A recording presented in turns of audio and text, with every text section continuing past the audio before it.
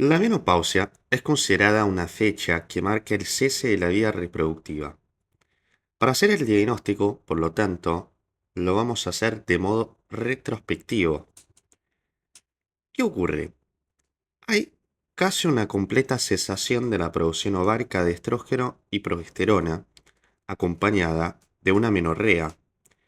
Generalmente ocurre alrededor de los 50-51 años y hay un descenso de los estrógenos y el cuerpo lúteo es insuficiente y debido a eso no produce progesterona. Vamos a considerar menopausia caso haya 12 meses o más de amenorrea secundaria. Entonces, vemos además que la menopausia es considerada una de las causas de amenorrea secundaria. Hay que saber diferenciar lo que es un climaterio de la menopausia. El climaterio es el periodo de la vida de la mujer que está entre el final del periodo reproductivo hasta la senilidad. La duración es variable, pero por lo general sería entre los 49 años y 65 años, y dentro de este periodo ocurre esta fecha que es la menopausia. Esta fecha corresponde al último día del ciclo menstrual, y esto es reconocido 12 meses posterior a esa menorrea. La menopausia puede ser precoz o puede ser tardía, que son algunos de los disturbios que pueden ocurrir. Es precoz cuando se establece antes de los 40 años y es tardía cuando ésta se establece posterior a los 55 años. El periodo premenopáusico sería este periodo que va de los 40 a los 50 años y se caracteriza por alteraciones del ciclo menstrual. Bueno, a ver, ¿cuál es la causa de la menopausia? La causa de la menopausia está en el ovario, se agota el capital folicular y dentro de las causas de una menopausia precoz está la insuficiencia ovárica primaria, está el síndrome de Turner, causas idiopáticas, autoinmunitarias, radioterapia pélvica, quimioterapia. Además, hay algunos factores que afectan la menopausia. ¿Cuáles son estos? La genética y los antecedentes familiares, el tabaquismo, la realización de una histerectomía previa, es decir, la preservación del ovario, no necesariamente significa que esa función estará preservada, porque puede haber un perjuicio de la irrigación de las arterias colaterales. Desde el punto de vista fisiológico, ¿qué ocurre para que esta mujer llegue a la menopausia? Ocurren alteraciones en el eje hipotálamo hipófisis ovárico y durante la vida reproductiva, esta GnRH, que es liberada de forma pulsátil por el hipotálamo y se une a sus receptores en la hipófisis para liberar LH y FSH, bueno, estas gonadotropinas, por su vez, estimulan lo que es el estrógeno y la progesterona, y también el peptidio hormonal inhibina.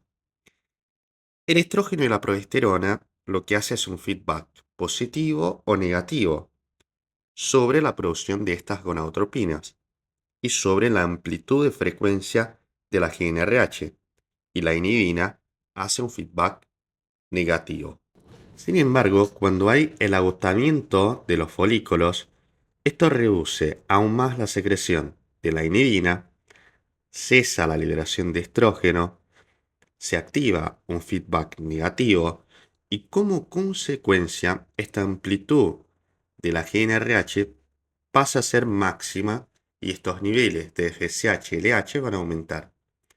Entonces tenemos niveles muy aumentados de estas gonadotropinas, 4 veces más aumentados que en el ciclo reproductivo, Entonces se puede decir como síntesis de esta fisiología que hay una disminución de folículos ováricos.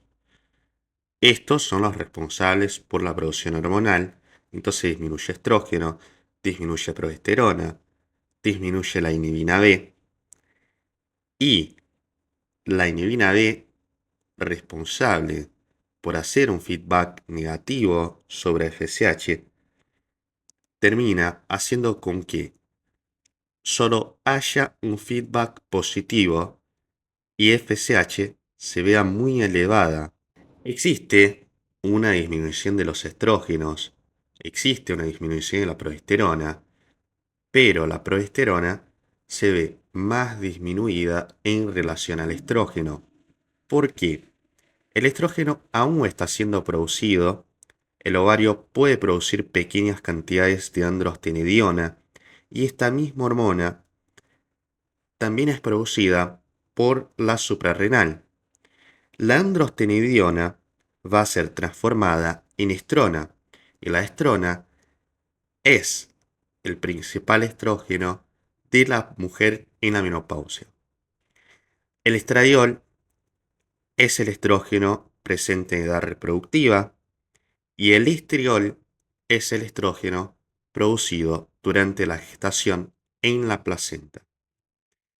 Dentro de las alteraciones fisiológicas que ocurren en la menopausia, también hay alteraciones ováricas, alteraciones en los esteroides suprarrenales, alteraciones en el nivel de la globulina de unión a la hormona sexual y alteraciones endometriales. ¿Y cuáles serían estas alteraciones ováricas? Es decir, la senectud ovárica ya empieza en la vida intrauterina y en la 20ª semana de gestación hay cerca de 6 millones de ovocitos. Al nacimiento hay 400.000, pero en toda la vida reproductiva de la mujer solo pueden haber 400 aproximadamente 400 eventos ovulatorios. Entonces, el proceso de atresia de los folículos lleva a la pérdida de la actividad ovárica y a la menopausia consecuentemente. Y en la menopausia lo que hay es una atrofia de los ovarios. También hablábamos de alteraciones en los esteroides suprarrenales. Hay un descenso de la producción del sulfato de deshidroepiandrosterona, la SDA, que disminuye androstenediona y disminuye pregnenolona. En la menopausia, los ovarios dejan de contribuir para la producción de estas hormonas. Y la única que hace la síntesis hormonal va a ser la glándula suprarrenal. Y esta androstenediona se transforma en estrona. Las alteraciones a nivel de esta globulina de unión a hormonas sexuales, la SHBG, aumenta los niveles de estrógeno y testosterona libre. ¿Por qué? Porque la SHBG se ve disminuida en la menopausia. Las alteraciones endometriales se refiere a alteraciones proliferativas desordenadas debido a que hay un estímulo estrogénico solo. Entonces, este endometrio se ve estimulado solo por los estrógenos sin que sean contrarrestados por la progesterona. ¿Eso qué genera? Termina generando los sangrados anormales y aumenta el riesgo de cáncer de endometrio. La mujer que consulta por determinados signos y síntomas relacionados al climaterio ocurren porque el estrógeno está disminuido. ¿Cuál tipo de estrógeno? El estradiol. Entonces, esta mujer refiere que tiene sensación súbita de calor, el rostro, tronco, que a veces son generalizadas, que tiene sudoración, palpitaciones, una sensación inminente de ansiedad y que esto, a ver, puede repetirse varias veces al día.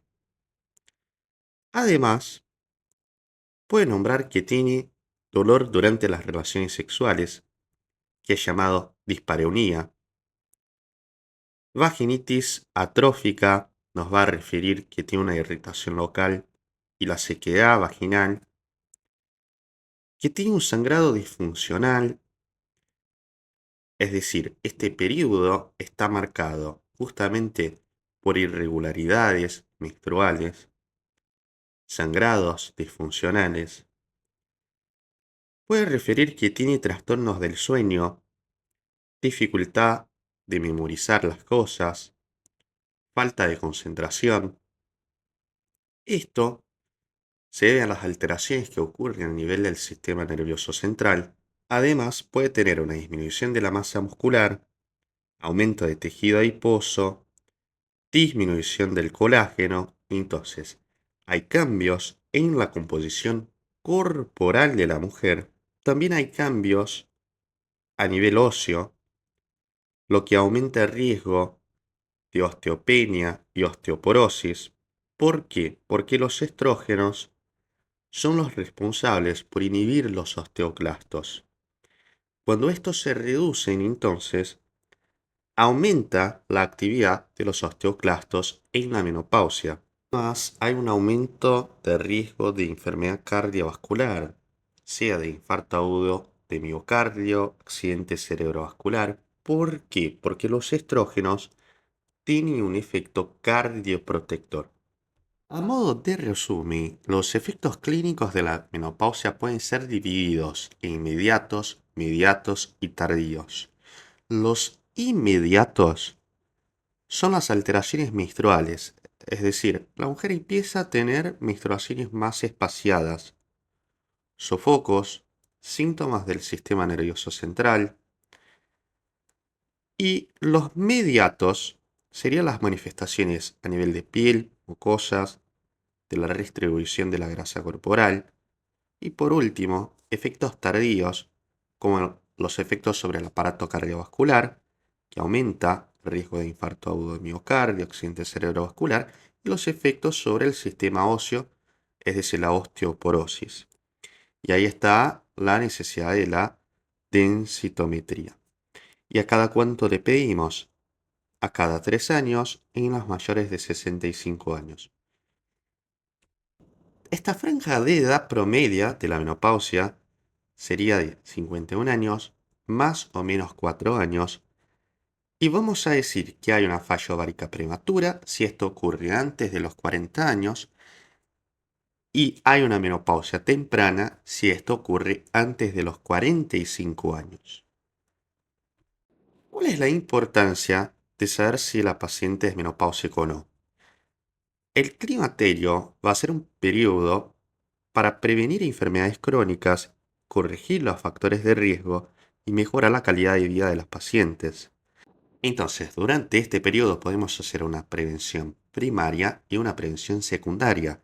La prevención primaria sería eliminar los factores de riesgo, educando a la paciente en el consultorio, para la práctica de actividad física, hábitos saludables, alimentación, ¿no? Factores de alarma para el riesgo cardiovascular. Y la prevención secundaria sería revisar las mamas, hacer el examen ginecológico. En la mujer adulta existen pruebas de rutina que son recomendadas que realice. Y toda consulta ginecológica es una oportunidad para solicitarlas y evaluar de manera general a la mujer. En la menopausia, el diagnóstico es clínico, retrospectivo, donde tenemos 12 meses o más de amenorrea. No necesito solicitar estudios complementarios, pero sí tengo que pensar si a la edad de esta paciente necesito solicitarle algún estudio rutinario que le corresponda, a no ser que se trate de una menopausia temprana o una menopausia precoz, donde necesito solicitarle estudios complementarios para descartar causas secundarias. En la mujer que consulta en ginecología, siempre se debe aprovechar la oportunidad para realizar algunos controles de rutina y según el rango etario vamos a tener una especificidad de ciertos estudios que deben ser realizados. A partir de los 25 años se debe hacer el PAP para rastreo del cáncer de cuello uterino y esto se puede hacer hasta los 65 años. Se hace a partir de los 25 años, hacemos 2 PAP consecutivos y si ambos son negativos, se debe realizar a cada 3 años.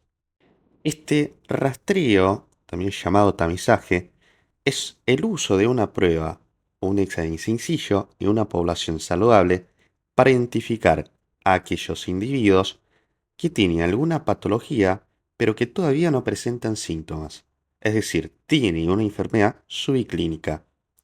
Existen dos tipos de tamizaje: el tamizaje poblacional organizado, que es cuando el objetivo de la prueba es la población, y el tamizaje oportunista o búsqueda de casos es cuando el objetivo de la prueba se limita a los pacientes que examinamos a la consulta diaria.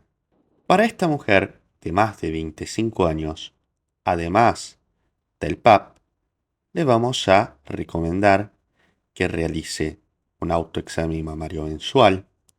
Vamos en consulta a realizarle un examen mamario anual, pero en una mujer de 35 a 49 años, según lo que es la Sociedad Argentina de Mastología, el tamizaje para cáncer de mama debe ser iniciado a partir de los 40 años. ¿Por qué?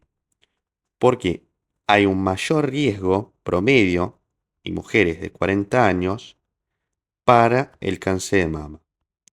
Hay una tasa de incidencia que se incrementa de forma significativa a partir de los 35. Y uno de cada 6 cánceres ocurre en mujeres entre los 40 y 49 años. Entonces, la Sociedad Argentina de Mastología nos va a decir que la mamografía bilateral tiene edad de inicio a los 40 años, no tiene una edad de finalización, se debe continuar a realizarla mientras la expectativa de vida excede a los 5 años y debe ser anual. Y en las mujeres que tienen la mama densa, se debe realizar como estudio complementario una ecografía. Sin embargo, esto es contradictorio con el Ministerio de Salud argentino, que dice que la mamografía debe ser realizada a partir de los 50 años hasta los 69 años si esta mujer no tiene antecedentes familiares ni personales y se debe realizar al menos una mamografía a cada 2 años y ya en caso de antecedentes familiares, esta debe empezar a realizar la mamografía 10 años antes de la edad diagnóstica en el familiar. Para esta mujer de 35 a 49 años también le vamos a hacer un PAP, el examen mamario de forma anual y toda consulta ginecológica de rutina. Y para la mujer de 50 a 64 años, vamos a solicitarle la mamografía. Si seguimos la Sociedad de Mastología sería de forma anual. Si seguimos el Ministerio de Salud sería mínimo una cada 2 años. En el caso, también hay que pedirle un PAP.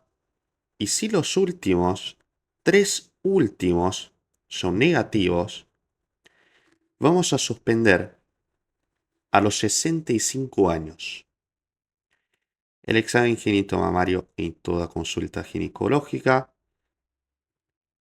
de forma anual y recomendarle el examen automamario de forma mensual.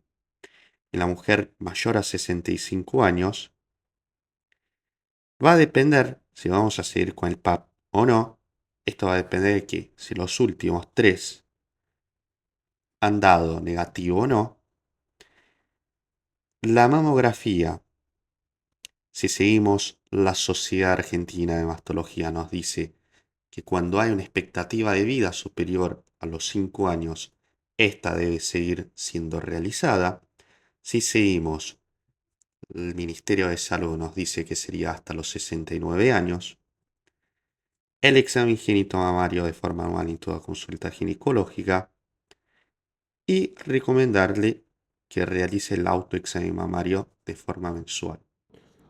Los estudios complementarios que deben ser solicitados según la edad correspondiente sería, a partir de los 50 años, sangre oculta en materia fecal para descartar cáncer de colon rectal.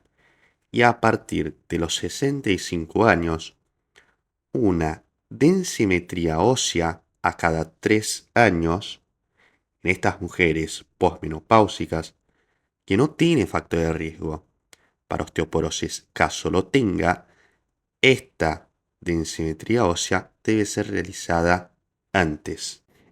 Entonces, como síntesis, a partir de los 25 años de estudios complementarios, vamos a realizarle el PAP, se realizan 2 consecutivos y si son negativos, se va a realizar a cada 3 años. Consecutivos quiere decir en este año y posteriormente al año siguiente.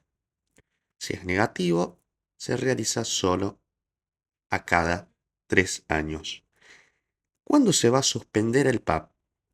Lo vamos a suspender a los 65 años si los 3 últimos PAP son negativos. A partir de los 40 años, la Sociedad de Mastología Argentina nos dice que se puede realizar la mamografía de forma anual, visto que el riesgo de cáncer de mama se incrementa a partir de los 35 años. Entonces, a partir de los 40 se podría realizar una mamografía bilateral anual y en las pacientes que tienen una mama densa se podría realizar la ecografía como estudio complementario. Además, vamos a realizarle el PAP correspondiente y los controles de rutina en la consulta ginecológica. Con respecto a la mamografía, esto entra en contradicción con el Ministerio de Salud que nos dice que esta debe ser realizada a partir de los 50 años hasta los 69 años y al menos una mamografía cada 2 años en la mujer que no tiene antecedente familiar y caso lo tenga, debe realizar 10 años antes del diagnóstico en el familiar. Entonces va a depender de dónde lo consideramos si vamos a empezar a realizarla a los 40 o a los 50 años. Pero la Sociedad de Mastología Argentina nos dice que no hay una edad límite para finalizar la mamografía, que puede ser realizada desde que haya una expectativa de vida superior a 5 años. En esta mujer, de 50 años a 64 años, también le tenemos que realizar otro estudio complementario que es la sangre oculta en materia fecal para detectar cáncer de colon rectal. Esto se hace de forma rutinaria. También le vamos a realizar el PAP hasta los 65 años y vamos a dejar de realizarle caso los 3 últimos hayan sido negativos. En la mujer que tiene 65 años o más, el PAP va a depender si los 3 últimos hayan dado negativo. La mamografía va a depender si estamos siguiendo lo que nos dice la Sociedad de Mastología o el Ministerio de Salud. Y otro estudio complementario es la densimetría ósea que se hace a partir de los 65 años en mujeres que no tienen riesgo para osteoporosis. Empezamos antes si lo tiene y se hace a cada 3 años. Más allá de estos estudios rutinarios que debemos realizar, si sospechamos que esta menopausia sea una menopausia precoz, debemos solicitar un laboratorio con una FSH. En la posmenopausia, la FSH supera los 40. En el caso de un diagnóstico de infertilidad, lo podemos dar si una FSH es superior a 30. Y lo ideal es que la FSH sea menor a 12. La TSH-T4 para descartar hipotiroidismo, prolactina para descartar hiperprolactinemia, beta-HCG para descartar embarazo. Otros estudios complementarios que se podría solicitar sería una prueba de progesterona para ver si la paciente tiene estrógenos y va a menstruar, si le añadimos progesterona. Se podría realizar además una prueba de estrógenos. Se puede realizar una ecografía ginecológica, un dosaje de LH que puede en el síndrome poliquístico superar 2 a 3 veces el valor de la FSH. Todo esto pensando en otras causas de amenorrea secundaria si queremos hacer diagnóstico diferencial con una amenorrea precoz. Siendo estos estudios solicitados en el caso de una paciente que sospechamos de una menopausia precoz y queremos hacer diagnóstico diferencial con otras causas de amenorrea secundaria. En el caso del tratamiento, el tratamiento no es para la menopausia, el tratamiento es para la paciente que tiene síntomas de este síndrome climatérico. La menopausia es un proceso de envejecimiento natural, fisiológico, pero la paciente que tiene síntomas, que interviene en su vida cotidiana, podemos estar indicando una terapia de reemplazo hormonal en la menor dosis posible por el menor tiempo posible. Ideal que sea menos de 2 años. Todo va a depender si esta paciente tiene útero, le podemos indicar estrógeno y progesterona. La progesterona tiene que estar para contrarrestar el efecto de los estrógenos, porque si le damos estrógenos solo a esta paciente, ella puede desarrollar una hiperplasia endometrial y a largo plazo desarrollar un cáncer de endometrio, visto que en la posmenopausia este riesgo ya está incrementado. La terapia de reemplazo hormonal también va a estar indicada para pacientes que tienen un síndrome genitourinario, que tiene insuficiencia ovárica primaria, pero hay contraindicaciones para la terapia de reemplazo hormonal. Cáncer de mama, antecedentes de TEP, TBP, antecedente de infarto agudo de miocardio, accidente cerebrovascular, de enfermedad hepática activa, de sangrado uterino activo. En la terapia de reemplazo hormonal existen riesgos y beneficios. Los riesgos: riesgo de cáncer de mama, mayor riesgo cuanto mayor la duración y cuanto mayor la dosis. Riesgo de trombosis, accidente cerebrovascular. Y los beneficios es que disminuye la incidencia de osteoporosis, disminuye el riesgo de cáncer de cervix, y las guías de administración puede ser oral y parenteral, sea por parches, geles, inyectables, nasal, vaginal. Los esquemas de administración va a depender si la paciente tiene útero o no lo tiene. Si tiene útero van a ser esquemas combinados. Si no tiene útero pueden ser estrógenos solos. Si la paciente tiene la menopausia alejada, vamos por un esquema combinado y continuo. Pueden ser cíclicos o continuos, en dosis bajas.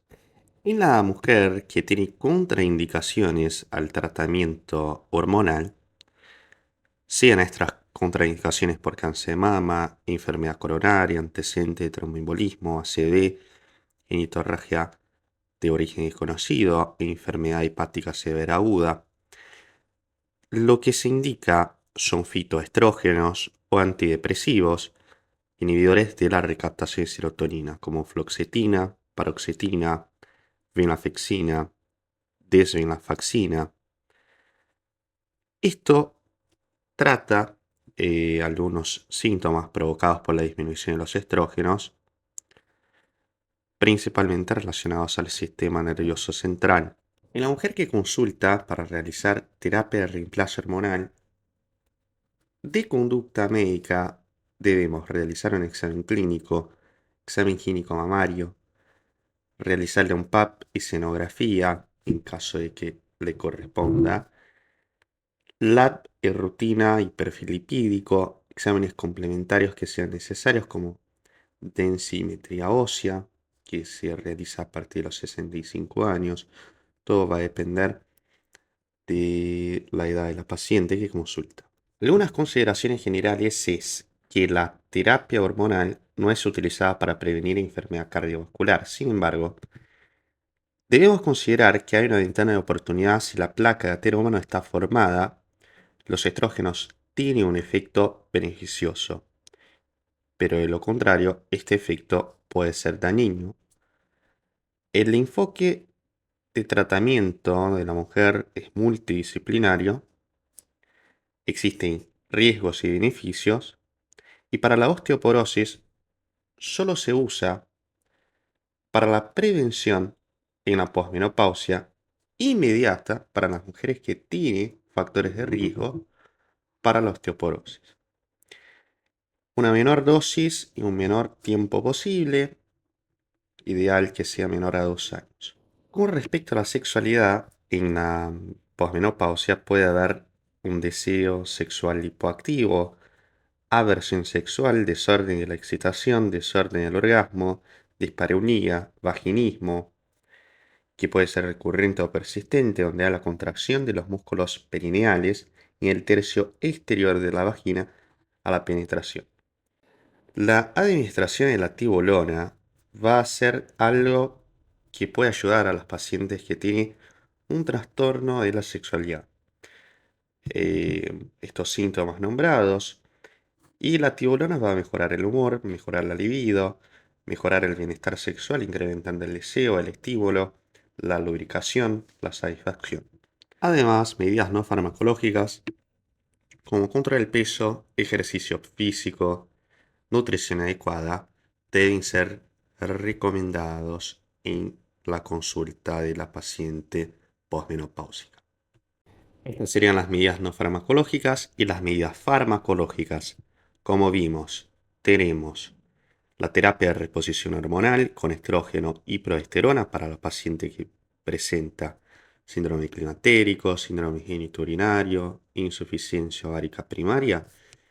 Y para la paciente que no tiene útero puede ser recomendado estrógeno solo, siempre y cuando que no tengan contraindicaciones para la terapia de reemplazo hormonal.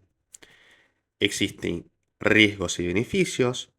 Hay una alternativa a la reposición hormonal, que es el uso del inhibidor de la recaptación de serotonina o de la tibolona. La tibolona tiene el efecto estrogénico y progestagénico y androgénico. Por eso es útil en la mejoría de la libido, disminución de algunos síntomas, y no debe ser utilizada en pacientes con cáncer de mama o antecedentes. La disminución de los estrógenos en la posmenopausia es algo que contribuye para el riesgo, el incremento de riesgo de la enfermedad cardiovascular y de osteoporosis. Vamos a hablar de cada una de estas y cómo se relaciona con ese periodo de la vida de la mujer. En el caso de la enfermedad cardiovascular, la relación que tiene es que los estrógenos tienen un efecto cardioprotector, disminuye el riesgo cardiovascular. Dentro de los factores de riesgo para la enfermedad cardiovascular en la mujer está la concentración en lípidos y lipoproteínas, ácido úrico, fibrinógeno, diabetes mellitus, obesidad, hipertensión, tabaquismo, sedentarismo y la posmenopausia.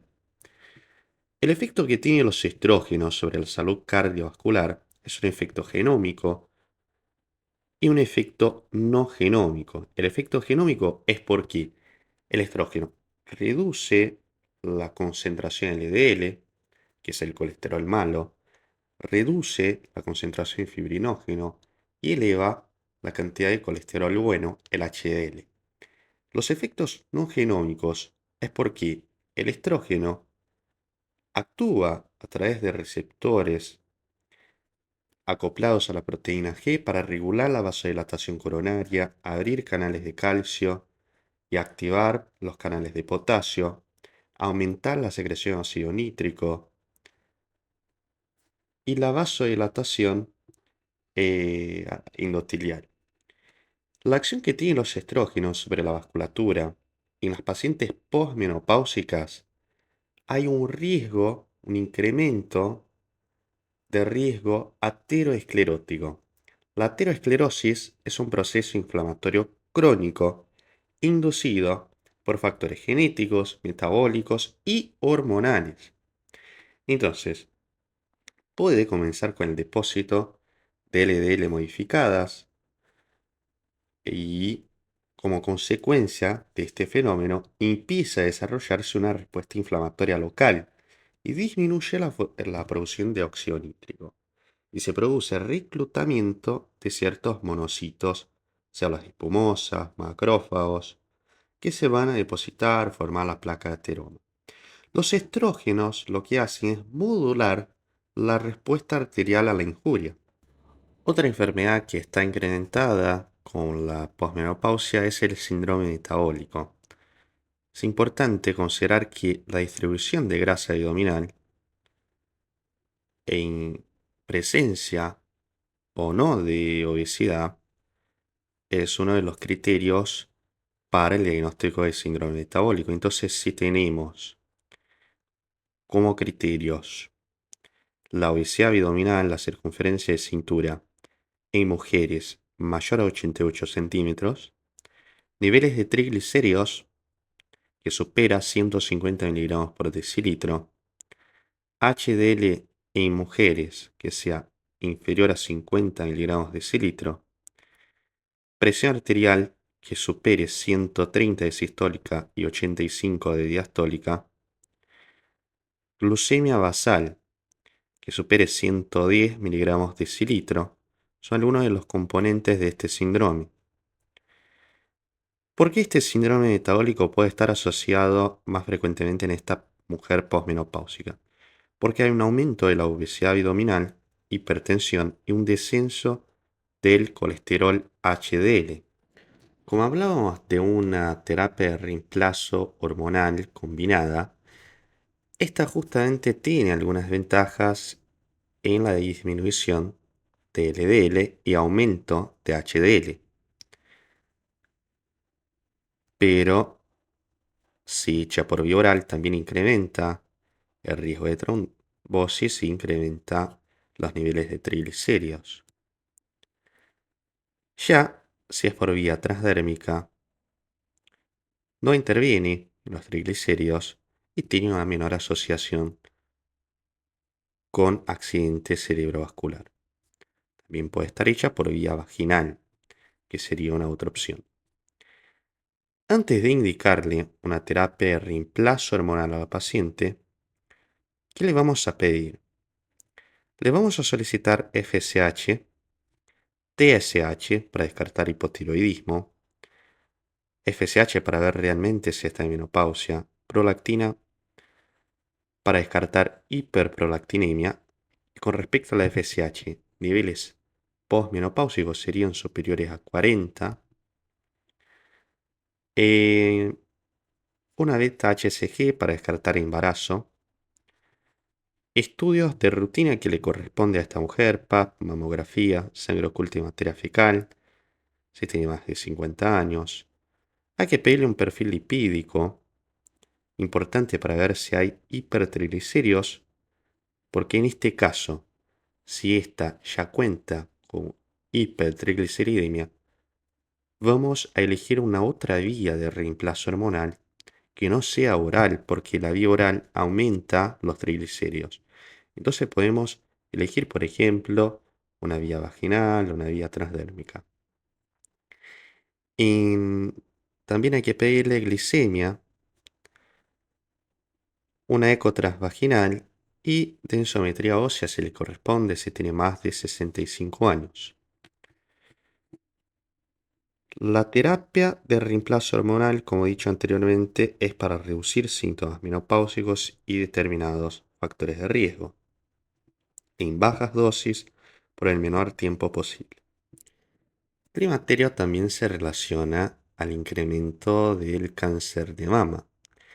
Hay factores de riesgo que aumentan la predisposición, sea la mutación genética del BRCA1 y 2, historia familiar, menopausia tardía, nuliparidad, mayor edad al primer embarazo, ausencia o un breve periodo de lactancia, tratamiento prolongado con estrógenos, densidad ósea elevada, obesidad. Entonces vemos que los factores de riesgo son todos factores que hacen con que esta mujer esté más expuesta por un mayor periodo de tiempo a los estrógenos, siendo los factores que disminuyen aquellos que hacen con que la mujer esté por un menor tiempo expuesta a los estrógenos. Una exposición prolongada a estrógenos y principalmente no contrarrestada por la progesterona también incrementa un otro tipo de cáncer que es el cáncer de endometrio y una otra patología neoplásica que está relacionada a la posmenopausia es el cáncer de colon. Por eso se pide la sangre oculta y materia fecal en mujeres que tienen más de 50 años.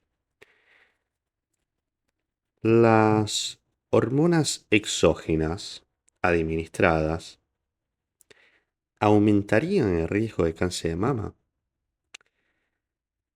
El reemplazo hormonal de estrógeno y progesterona está así vinculado con mastalgia, aumento del tamaño de los quistes preexistentes y fibroadenoma. Y cuando el uso es prolongado de más de 5 años de tratamiento, los estrógenos promueven la proliferación del epitelio mamario normal, pero también el neoplásico. Es decir, tiene un efecto proliferativo y puede, en este caso, promover el desarrollo de tumores preexistentes.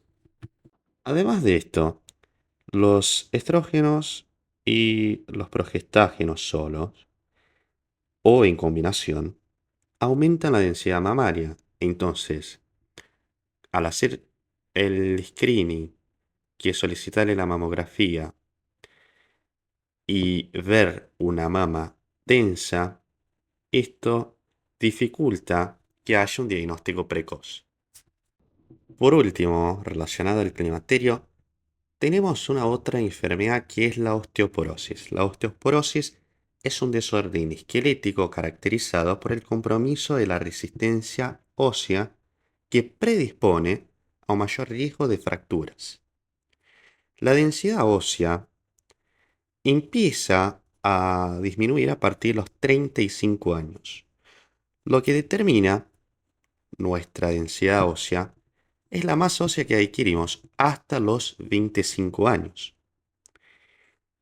A partir de los 35 años, entonces empezamos a perder masa ósea. Y esta curva de descenso cambia en las mujeres que ya tienen factores de riesgo. Esta densidad mineral ósea va a ser clasificada en nuestras pacientes como normal, osteopenia, osteoporosis y osteoporosis establecida. Cuando nosotros le solicitamos una densitometría para evaluar la densidad ósea, esta nos es informada como valores negativos. Y a partir de estos valores podemos determinar la pérdida de masa ósea. Entonces, consideramos que en esa densitometría normal, los valores que son hasta -1 de desvío estándar, está dentro del rango de normalidad de la población adulta. La osteopenia es para aquella población adulta que está entre menos 1,5 y 2,5. ¿Qué quiere decir osteopenia? Osteopenia es una pérdida de hueso que no llega a poner en riesgo el hueso. El mismo está sano, pero la paciente tiene pérdida más acelerada. Entonces, al momento de diagnosticar osteopenia, este es el momento que debemos hacer prevención. ¿Cuáles son las medidas preventivas que vamos a indicar a la paciente diagnosticada con osteopenia, que tiene una pérdida de masa ósea entre menos 1,5 y menos 2,5 desvíos estándares? Existen medidas de prevención como la dieta rica en calcio, actividad física, exposición al sol. ¿Qué alimentos podemos indicarle? Todos los alimentos que contengan lácteos, leche, yogur. Indicarle que coma verduras de hoja verde oscura, espinaca, selga, frutas cítricas, pescados, y decirle que puede comer la espina del pescado, salmón, frutos secos, semillas, carne roja, productos fortificados con calcio, ejercicio físico, al menos una caminada 3 veces por semana, de 1 hora, y si no puede hacer actividades físicas como una caminada, puede hacerlas bajo el agua porque evita la sobrecarga de las articulaciones. Y el sol, que es muy importante para el metabolismo de la vitamina D3. En el caso de la mujer con osteopenia, la podemos dividir en dos grupos. La osteopenia leve, que vamos a hacerle las medidas preventivas que describimos, y una osteopenia severa, donde tenemos que agregarle un suplemento vitamínico. A ver, es leve si está entre -1 y -2, y es severa si está entre -2 y -2,5. Entonces, en la paciente que tiene osteopenia severa, vamos a agregarle vitamina D3, además de las medidas preventivas que nombramos. La vitamina D3 puede ser mensual o trimestral. Si es mensual, podemos administrarle 6.000 unidades mensualmente en caso de que tenga los valores de vitamina descendidos. Ahora, si los niveles de vitamina D3 están normales, pero esta mujer tiene una densitometría severa de -2 a -2,5, una osteopenia severa, podemos aportarle una dosis trimestral. La otra situación, ya hablamos de qué consideramos una densitometría normal, osteopenia. La otra situación sería la osteoporosis. La osteoporosis es cuando hay valores por debajo de 2,5 desvíos estándares. La misma puede ser dividida en leve y severa. Es leve cuando es de -2,5 a -3. Cuando hay estos valores, hay riesgo de fractura. Entonces, acá hay que empezar a tratar. ¿Cómo tratamos? Con las medidas preventivas, con vitamina D3, calcio y fijadores de calcio. ¿Cuáles fijadores de calcio? Los bifosfonados, como ibandronaro, 150 miligramos, tomas mensuales. Y si es severa, valores inferiores a 3, menos 3, podemos hacerle Venesumab inyecciones una vez cada 6 meses. En el caso de una osteoporosis establecida, vamos a considerar que la osteoporosis establecida es cuando esta mujer ya tiene estos niveles descendidos por debajo de menos 2,5, pero a esto le agrega una fractura. Ya tiene una fractura establecida por fragilidad. Existen factores que son determinantes para la pérdida de la masa ósea, el envejecimiento, la menopausia, el hipertiroidismo, la terapia prolongada con corticoides, el exceso de alcohol y de cigarrillo. Y existen ciertos factores de riesgo que aumentan la probabilidad de fracturas, que son inmodificables y otros que son modificables. Inmodificables: edad, sexo, herencia, fenotipo, menopausia. Modificables: alimentación, sedentarismo, reducir el abuso de alcohol, reducir el abuso de tabaco, reducir el uso de corticoides. ¿Cómo vamos a evaluar a esta mujer para predecir el riesgo de osteoporosis?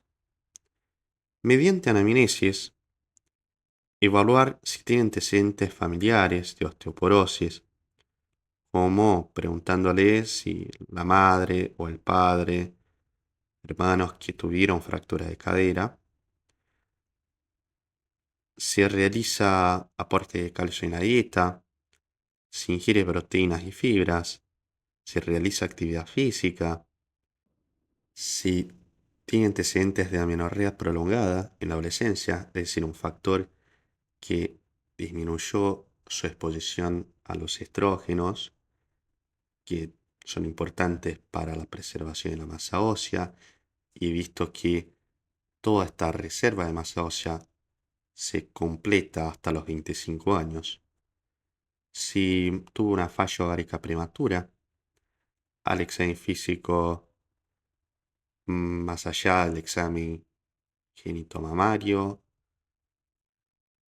IMC, peso, altura, o sea, medidas antropométricas, son necesarias porque mujeres de baja estatura y poco peso, con huesos pequeños y poca masa muscular, son las que tienen mayor riesgo.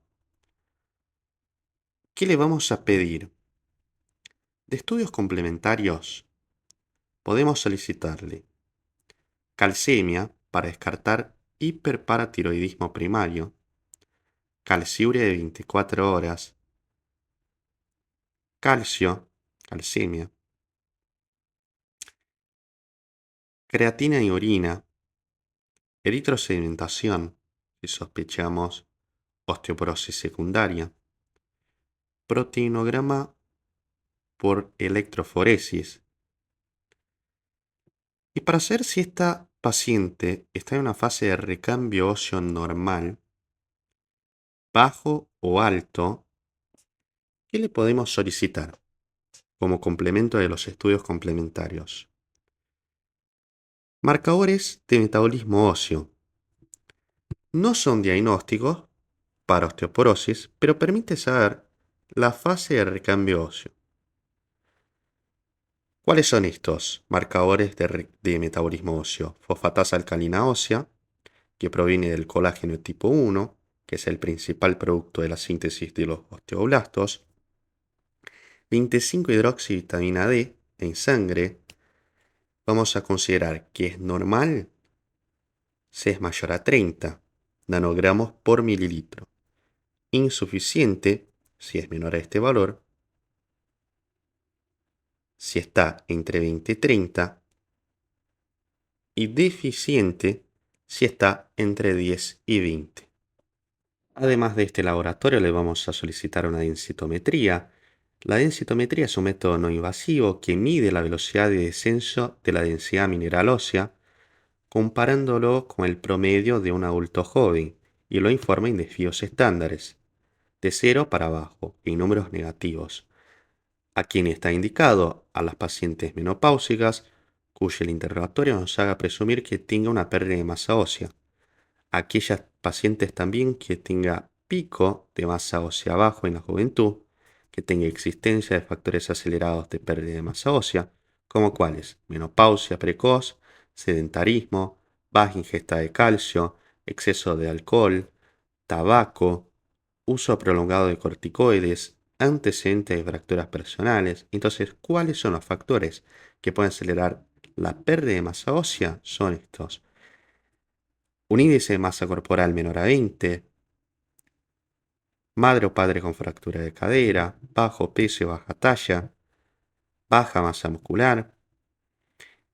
Además, pacientes posmenopáusicas a partir de los 2 años de menopausia los solicitamos como screening cada 2 o 3 años. En todas mujeres posmenopáusicas a partir de los 2 años. ¿Cuáles son las zonas que se pide?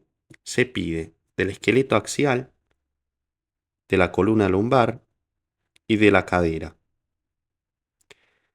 Del esqueleto axial es el que está más protegido durante la vida y lo solicitamos porque es más fidedigno que las demás. Pero también de la columna lumbar y cadera. Pero de la columna lumbar y de la cadera solo lo vamos a solicitar a partir de los 65 años. Inicialmente, la densitometría que vamos a realizar y solicitarle va a ser del esqueleto axial.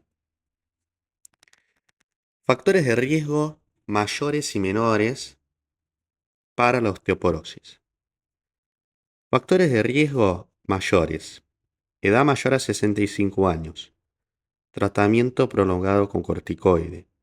Antecedentes familiares de fractura de cadera. Índice de masa corporal menor a 20. Menopausia precoz antes de los 45 años. Caídas, más de 2 caídas en el último año. Factores de riesgos menores: tabaquismo, alcohol, enfermedades crónicas osteopenizantes como artritis reumatoidea, enfermedades digestivas que condicionan la mala absorción, diabetes mellitus, hiperparatiroidismo, y tratamiento con fármacos osteopenizantes como inhibidores de la aromatasa, anticonvulsivantes, heparina, antirretrovirales. Para finalizar con el tema de osteoporosis en la posmenopausia, vamos a hablar del tratamiento. Están las medidas no farmacológicas, que ya lo hablamos.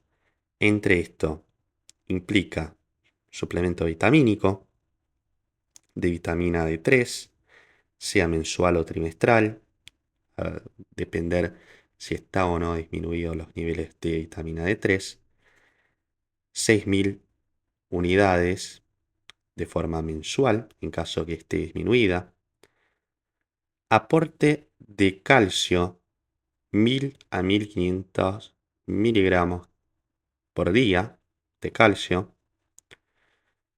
Como medidas no farmacológicas también podemos nombrar el cuidado de la visión para disminuir el riesgo de caídas. Y el tratamiento farmacológico, ¿en quiénes lo vamos a realizar? En aquellas mujeres posmenopáusicas mayores de 50 años que tengan osteopenia con score entre menos 1,5 y menos 2,5 en cuello femoral, cadera total o columna, y una probabilidad a 10 años de fractura de cadera del 3 a 20%. Entre los fármacos utilizados están los anticatabólicos que ya nombramos, los bifosfonados, que se debe ingerir en ayunas con 250 centímetros cúbicos de agua. No se debe ingerir con sólidos y ni acostarse a la hora posterior. ¿Cuáles son? Alendronato, 100 miligramos por día o 70 miligramos por semana. Zoledronato o ácido zoledrónico, una vez al año por vía endovenosa. Es muy potente y muy eficaz. Otro anticatabólico que tenemos son los estrógenos. Para pacientes menopáusicas con riesgo osteoporótico, 1 miligramo de estradiol o 25 microgramos de parches transdérmicos. También están otros grupos de fármacos como osteoformadores, teriparitide, que es la hormona paratiroidea, mecanismos complejos como rinilato de estroncio, que tiene un mecanismo dual que disminuye la resorción ósea y estimula la formación del hueso. Bueno, de este modo concluimos lo que es el climaterio y posmenopausia.